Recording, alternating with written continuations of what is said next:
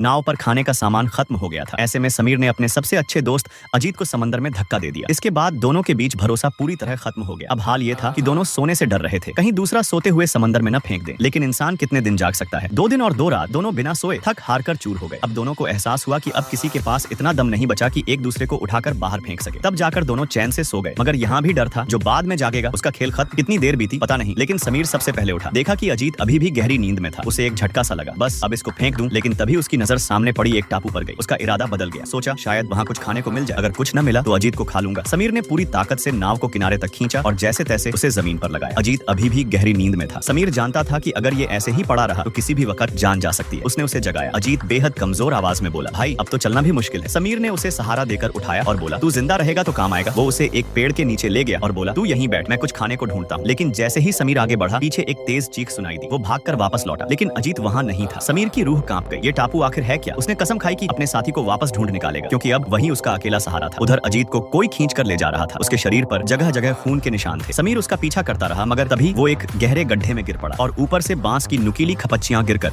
मुंह बंद हो गया। समीर गड्ढे में चिल्लाता रहा, मदद के लिए पुकारता रहा और तभी कुछ अजीब हुआ।